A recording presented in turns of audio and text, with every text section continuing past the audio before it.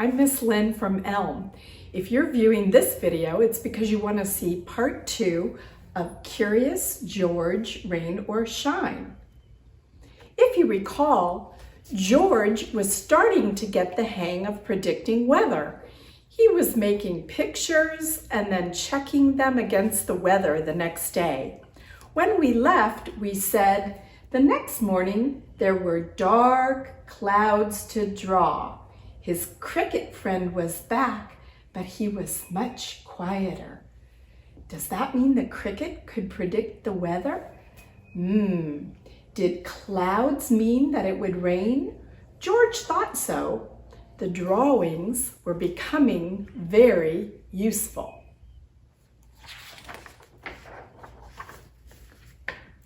The next day, George used his drawings to help make a decision. When the man asked George if he wanted to go on a picnic, George predicted or forecasted that the clouds he saw that morning would mean rain later on. He decided to stay at home. But it never rained. In fact, it was a beautiful day. The blue sky was full of fluffy, white clouds.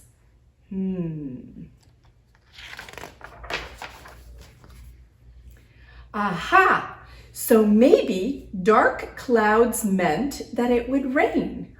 White clouds, fluffy, meant that the weather would be good. George was so happy when he saw the sky full of white clouds the next morning. Now he could go on that picnic. What do you think's going to happen next? But George's happiness did not last long. The wind blew a storm in that soaked his sandwich. Aww! The wind had ruined his picnic and his prediction. This weather business was not easy. How was George supposed to predict wind too? So George is discovering that outside of clouds, there are other factors involved in predicting the weather. Now he has to explore the wind.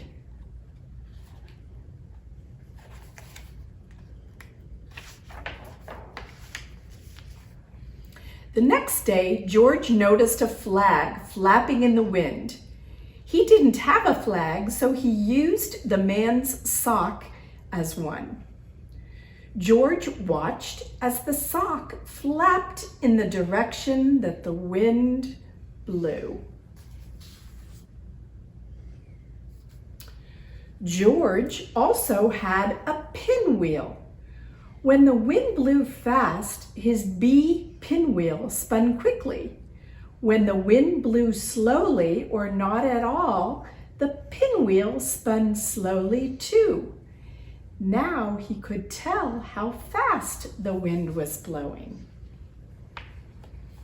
A pinwheel is held in the middle with a pin, and the wind moves it quickly or slowly, depending on the speed of the wind.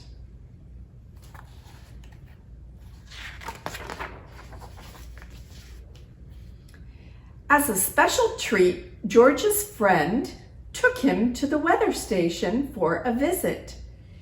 There were no socks, pinwheels, crayons, or crickets. How did they predict the weather? The weather scientists, also called meteorologists, that's a very big word, told George that they used radar and satellites in space to find weather patterns. And that's what George is trying to do with his drawings. He's trying to find weather patterns. Let's see what happens. Unfortunately, they were missing one of their satellites. They wouldn't be able to predict the day's weather for the mayor's big golf game. George had an idea. I wonder what George's idea was. Were you thinking the same thing? That maybe George and his drawings and his windsock and his pinwheel could predict what the day would be like. Let's see. George raced home. The sock and pinwheel showed the morning's storm clouds were being blown away. His drawings showed the sky was red the night before and the cricket was chirping quickly. George predicted it would be a good day for golfing. He could predict the weather after all. He was getting good.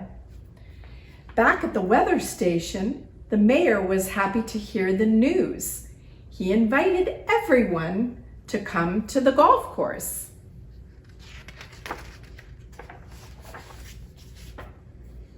George had one more prediction to make that day. Tomorrow would be a great day for a picnic. Thanks for reading with me, and be sure to check our 4- and 5-year-old activities related to Curious George, Rain or Shine. Happy reading!